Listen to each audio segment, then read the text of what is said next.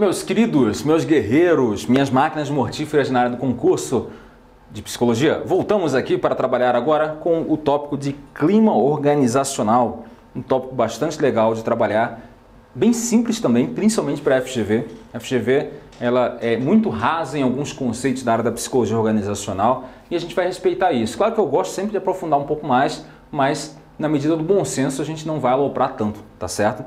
Lembrar então que o clima organizacional é algo que você já estudou na faculdade, já estudou provavelmente para outros concursos, e aqui eu vou dar algumas pinceladas sobre isso. Tem mais coisa, aliás, na sua apostila, e aqui meu objetivo é fazer isso de uma forma bastante rápida e bastante didática, tá certo? Clima organizacional, o que você tem que saber? É fluido, é uma coisa que tem é um fenômeno da organização que tem um aspecto bastante subjetivo, ok? Ele varia de ambiente para ambiente. Nós temos um clima geral, podemos entender um clima geral e vários subclimas organizacionais, dependem da satisfação, da motivação do trabalhador dentro da organização, e é um fenômeno bastante complexo. Como que a gente avalia o clima organizacional? Da mesma forma que a gente avalia a cultura, só que, claro, o foco é outro.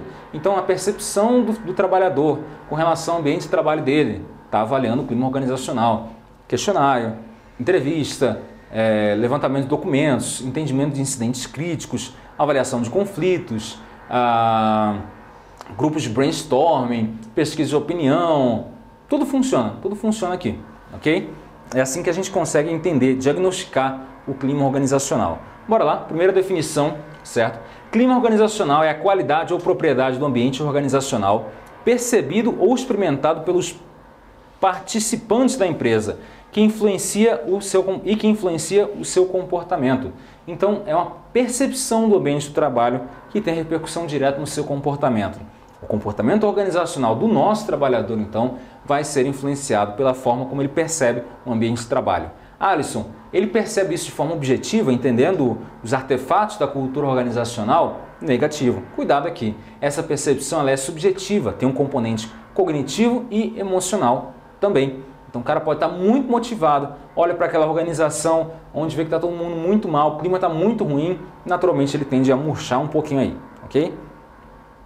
O clima. Esquematicamente temos que o clima é um fenômeno psicológico, ele não é objetivo, não é de mensuração objetiva, ele é aprendido, ele se desenvolve ao longo do tempo e você identifica aquilo, você aprende que aquilo funciona dessa forma e você também começa a interagir reciprocamente com o clima de acordo com o que você acredita que ele seja. Eu costumo dizer isso. Você tem uma equipe já funcionando há algum tempo. Vocês já viram, acho que essa experiência, mudando um pouco de assunto, dos macacos que iam pegar uma banana? Né? Parece que a experiência é real, nunca confirmei isso. Os macacos colocados em um laboratório, eles iam subir uma escada direitinho lá, então eram dois macacos, 2 ou 3. Quando um subiu, os outros tomavam um choque. Ele pegava a banana, mas os outros tomavam um choque. Com o tempo, os que estavam embaixo começaram a bater no macaco para ele não subir mais, certo? E a experiência foi se repetindo, eles foram trocando os macacos e tal. Sempre que isso acontecia, alguém tentava subir, um novato chegava, tentava subir, ele apanhava porque os outros iam levar um choque. Só que com o tempo pararam de dar choque, certo? Ninguém mais subia. Continuaram trocando os macacos e chegou uma hora que mesmo sem choque, nenhum dos macacos subia para pegar a banana lá em cima. Ok? Rolou muita porrada aí. A ideia é que ficou uma cultura. Entrou um novo membro, mesmo que ele tenha uma vontade de trabalho diferente, ele se adapta àquela cultura, se adapta também àquele clima organizacional. Imagina ele, um novo funcionário do TJ, tentando subir para pegar aquelas bananas, ele dá o primeiro passo, quando chega perto da escada, aliás, nota que o clima já ficou tenso, o clima já fechou. Né? Vai dar problema. Então, ele é mutável, ele é multidimensional, então a gente pode avaliar ele a partir de diversas dimensões, uma dimensão psicológica, de camaradagem no trabalho. O clima organizacional ele pode ter esse fator de camaradagem, pode ser de satisfação com o trabalho, pode ser de suporte organizacional, podemos incluir tudo isso dentro do clima. O clima eu costumo dizer que é um grande guarda-chuva que vai englobar N processos. Okay? Não imagine a psicologia organizacional como um conjunto de caixinhas separadas. Não existe, certo? É um fenômeno social compartilhado, então não adianta você ter um clima organizacional só seu. Não é clima, é opinião, não é um clima. Ele tem que ser necessariamente compartilhado não é uniforme dentro da mesma organização, está associado a maior envolvimento com a organização e menor estresse. Quanto melhor o clima, maior o comprometimento do trabalhador com a organização. Certo ou errado? Correto, ainda mais para a FGV. Quanto pior o clima, maior é o estresse. Certo ou errado? Correto, mais uma vez. Bora lá. O clima organizacional é um fenômeno psicológico e social. Não pode ser criado artificialmente. Eu vou pular aqui porque eu acabei comentando já antes mesmo de apresentar o slide. Ele não pode ser criado artificialmente, então você não pode forçar um clima bom, ok? Então, sei lá, pensa no ambiente familiar aí e os pais brigam constantemente, mas você é o filho, você tem que jantar com todo mundo e fingir que nada aconteceu. Tenta tornar a coisa tranquila e dizer, não, almoça tranquilo aí, janta tranquilo, papai bateu na mamãe aqui, mas foi por amor, foi por brincadeirinha, né? Relaxa aí. Não vai relaxar, jamais. Você é humano, é normal, sabe que esse crime merece o devido encaminhamento depois. Mas assim, ele não pode ser criado artificialmente, não pode, certo? O clima, ele é um espelho da cultura organizacional. O clima é um espelho da cultura organizacional. Grifa isso, Robbins vai falar disso, já foi questão de concurso, não foi da FGV, mas que criou muito problema, muita encrenca para os alunos que começaram a entender. Eu até tive uma certa dificuldade em entender esse posicionamento, mas a dificuldade em entender o quanto que isso está interligado. Clima e cultura não estão separados, não estão separados. O clima reflete o universo da empresa, que é influenciado pela forma como as pessoas se comportam dentro da organização, sua satisfação e seu desempenho laboral. Para a luz, o clima é afetado por fatores externos. Entre eles estão as condições de saúde, habitação, lazer, família dos colaboradores e a cultura organizacional, que é uma das principais causas, um dos principais fundamentos do clima organizacional. Ora, o clima vai dar as regras, vai dizer o que vai acontecer, como vai acontecer, onde vai acontecer, e o clima é a consequência desse ambiente psicológico criado. Temos, por fim, o clima bom e o clima ruim. Vamos terminar aqui, vai ser o último slide desse processo de clima organizacional. Daqui a pouco a gente vai entrar em motivação. O clima bom, certo? E aí tem que tomar cuidado com isso. Alisson, a empresa tem que evitar conflitos a qualquer custo, porque o conflito ele gera um clima ruim. É possível que gere um clima ruim. Nem todo conflito gera um clima ruim, mas preste atenção nisso. As organizações atuais, e isso funciona para fins de concurso, elas não evitam a qualquer custo os conflitos, não evitam a qualquer custo climas ruins. Na verdade, elas gostam de transformar, novamente eu digo, para fins de concurso, a adversidade em vantagem. Então, o conflito pode ser produtivo na medida em que ajuda a atualizar a organização para o problema ao qual ele está focado, um problema no qual ele está assentado. Entendido isso? O clima ruim, então, é aquele clima que gera insatisfação, aquele clima onde há uma certa tensão no ar, há uma falta de decisão sobre algum aspecto, há um dissenso sobre algo, uma crise de valores. Isso pode ser a característica maior de um clima ruim.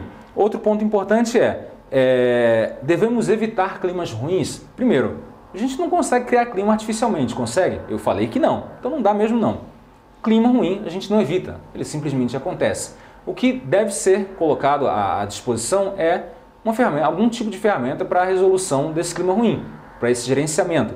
E aí a equipe de RH ou o líder que vai ter essa função também vão trabalhar para melhorar esse clima de uma forma ou de outra.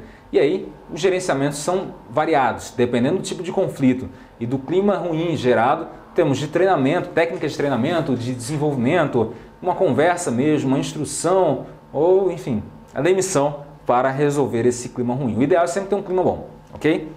Bom, meus queridos, terminamos aqui o nosso aspecto do clima organizacional. A gente vai trabalhar agora com deixa eu mudar aqui, fazer a transição dos slides. A gente vai trabalhar agora com motivação. Um tópico bem interessante também, bem bacana para fins de concurso. Tem mais chance de cair motivação, na minha modesta opinião, do que cultura, apesar dos dois serem pouco comuns nos últimos anos na FGV, mas é um tópico bom também de trabalhar e nós vamos nos dedicar nos próximos minutos aí a esse conceito de motivação, tá certo? Lembrando, motivação está dentro do tópico lá de diagnóstico organizacional. Vimos como é que se diagnostica cultura, como é que se diagnostica clima, trabalhamos com os conceitos, classificações, tipos a base principal para você mandar muito bem na sua prova. E sobre motivação, o que a gente tem que saber? Opa, agora complica mais um pouco, certo? Banca que bota isolado só o conceito de motivação não quer boa coisa. Ela quer quebrar a perna de candidato. Qual a ideia aqui? Que é o que a gente vai seguir. Você tem que saber as definições, as limitações, os problemas das definições, como é que isso é aplicado, onde é que você pode ver isso no contexto organizacional e principalmente as escolas que vão tentar entender o homem dentro da organização. A gente vai ver na nossa lista de exercícios questões da FGV que vão tratar sobre isso, a motivação aplicada ao contexto organizacional. Eu sempre digo que a aplicada é a tentativa deles de mostrar que funciona, certo? Primeira coisa, definição de motivação, bem rapidinho aqui que você aprendeu na faculdade, é o motivo para a ação. Uma definição bem tosca e bem simples. Isso não ajuda muito.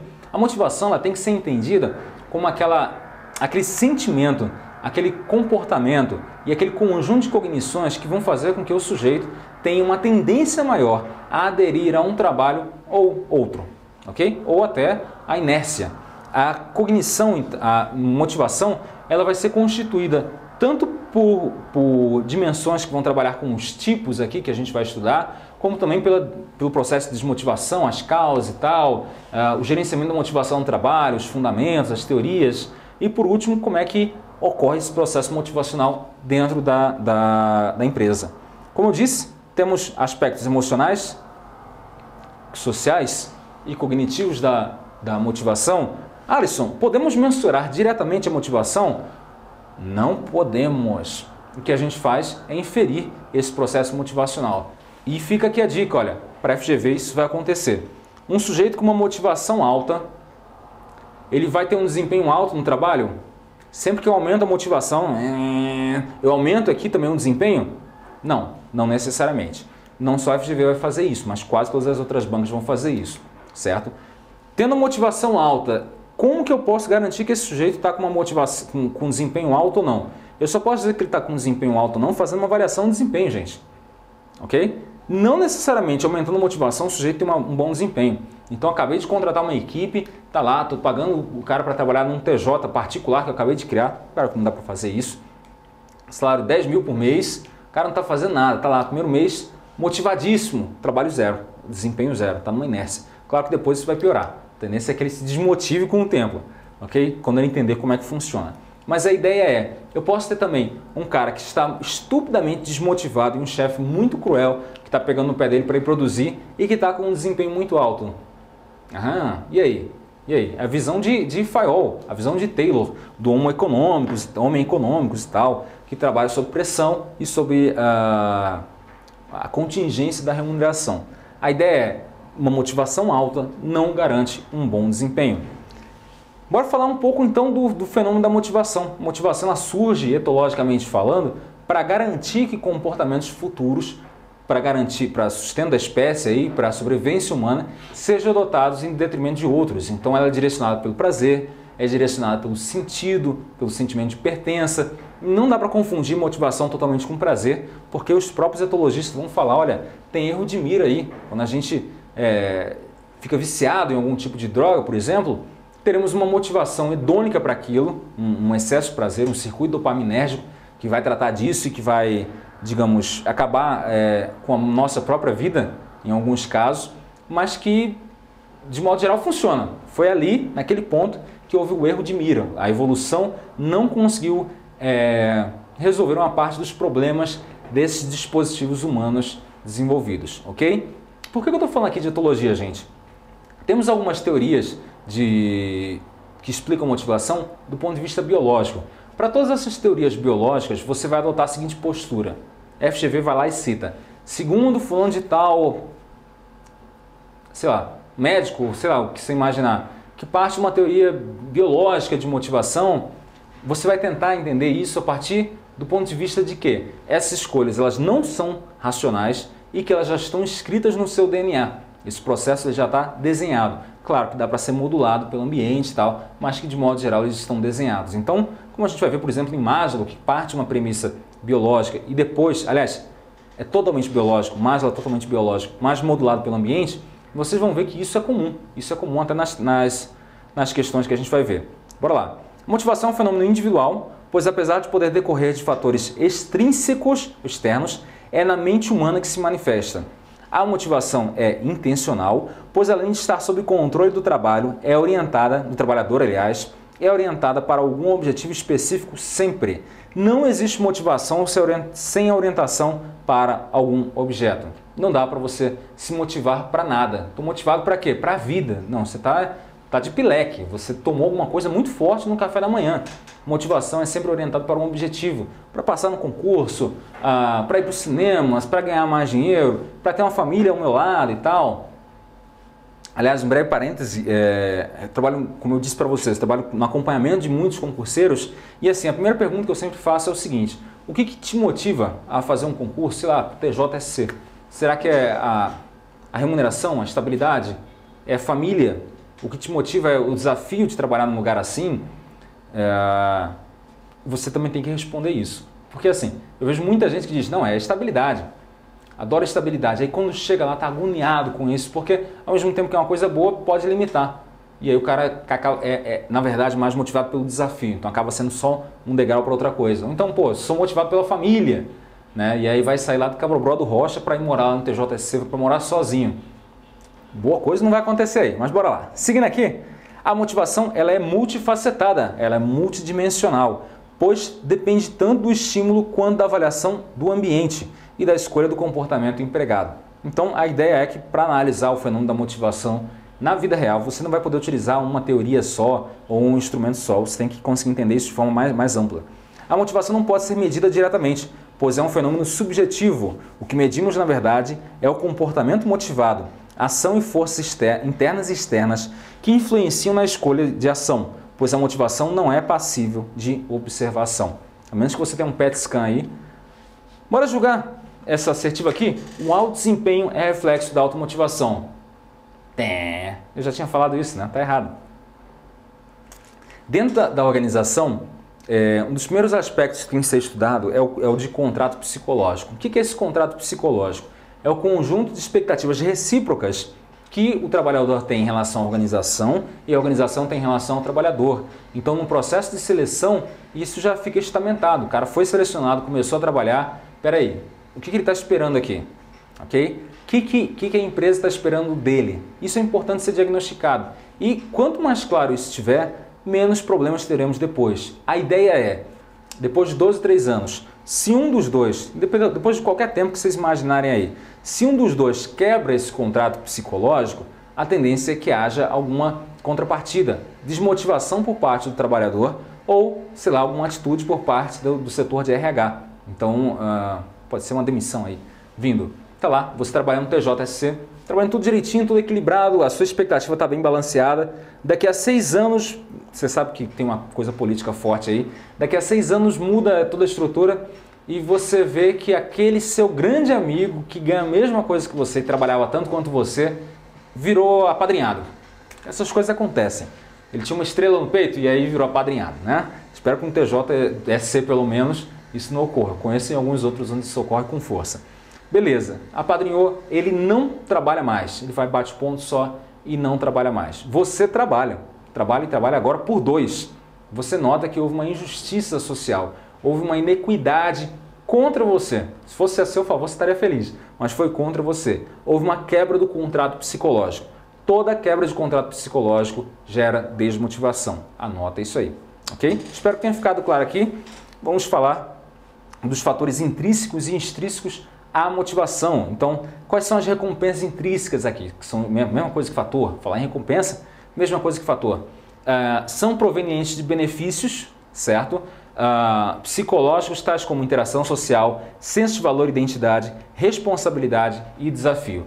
A ideia fundamental dessas recompensas intrínsecas é que você vai se realizar por uma sensação interna. Poxa, eu alcancei tal objetivo, me sinto competente, sou capaz de fazer isso, me sinto bem. Temos, por outro lado, as recompensas externas, as extrínsecas. Provém principalmente de benefícios contratuais, tais como remuneração, estabilidade, bônus, benefícios, ok? Alisson, o status é uma recompensa interna ou externa? As duas coisas. Então, quando você é promovido e vai lá você é promovido e você tem uma nova função agora, você é um diretor de vendas de alguma empresa, por exemplo, era tudo que você queria, você ganha um novo status, você se sente bem naquela posição, recompensa intrínseca. Os outros te respeitam mais e agora eles lidam com você de uma outra forma, recompensa externa ou extrínseca. A gente vai falar um pouco agora, nesse finalzinho de aula, da base da motivação, ok? Da ideia de que existe um aspecto cognitivo, e nos próximos 2 encontros a gente vai meter bala nas escolas motivacionais. Primeira coisa que você tem que saber com relação à motivação. A visão antiga que a gente tinha, as escolas clássicas, Taylor, Fayol, vão entender o homem a partir do seu conceito de homem econômico. Aquele homem que ele é orientado para, digamos, a acumulação de riquezas, ok? A consecução de capital, não do ponto de vista negativo, como as teorias marxistas sempre adoram achincalhar, certo? Mas a ideia de que você trabalha em função da remuneração exclusivamente. Então, se você aumenta a remuneração, você aumenta a produtividade. Se você aumenta a pressão e reduz a qualidade do trabalho, você pode compensar isso aumentando o custo o custo pago por peça produzida. Ok? Tem como exemplo aqui algumas castanhas, eu sempre gosto da aula comendo uma castanhazinha ou outra. A ideia é, pode imaginar que a cada aula que eu termine, eu ganhe mais um saquinho disso aqui, né?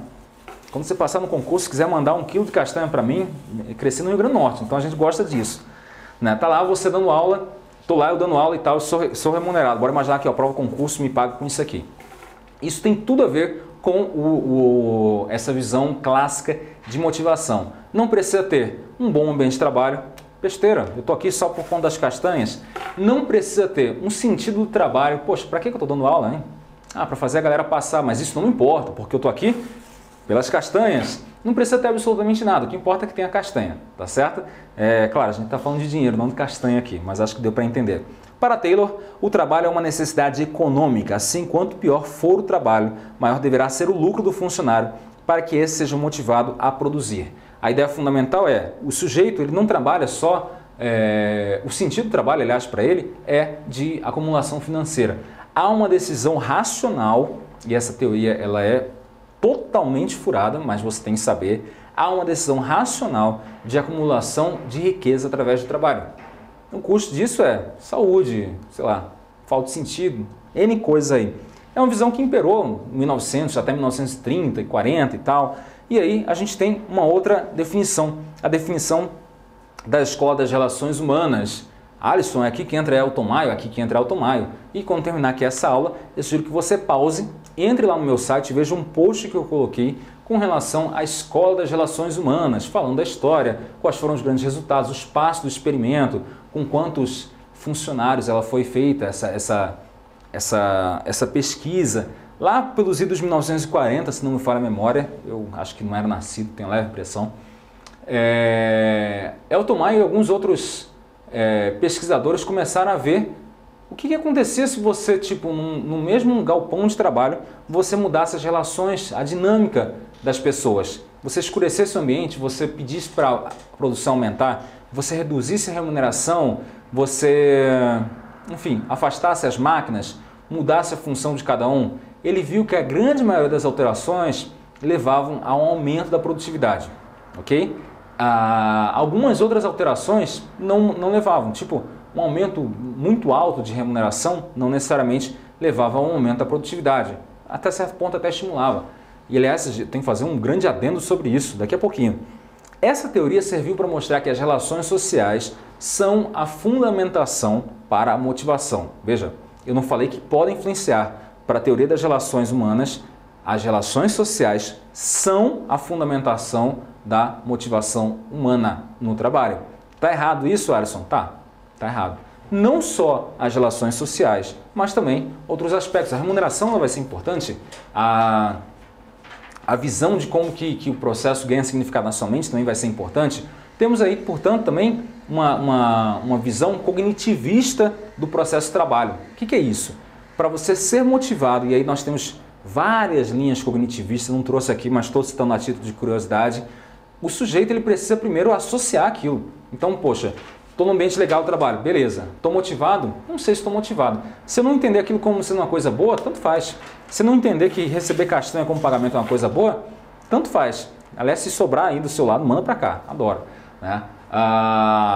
para os cognitivistas vai ter essa visão. Não cai na FGV, mas é bom sempre ter um truquezinho na manga, como eu sempre digo, para o pior cenário possível. Outro cara, só para a gente finalizar aqui, temos esses cognitivistas, aliás, e esquecer de falar da principal curiosidade, para a visão cognitivista de motivação no trabalho, muito pouco cobrado em concurso, diga-se passagem, o que acontece? Eu pago para o sujeito, eu dou para o sujeito castanha para o trabalho, tá certo? Minha já está acabando aqui, então daqui a pouco eu paro de trabalhar. Pagou castanha lá para o sujeito, beleza? O cara está lá trabalhando, normal. Eu aumento a quantidade de castanha. Eu vou ter uma melhora da produtividade dele? Não necessariamente, a menos que haja esse associacionismo. E aí, essa motivação ela vai se manter? Não vai. A tendência é que ocorra o fenômeno da transitoriedade. Então, beleza, eu aumento agora, estou ganhando 2 kg de castanha por aula, ao invés de 1 kg. Olha lá, depois que eu vou ter que aguentar a ida no banheiro, porque é muita castanha. Beleza, estou recebendo 2.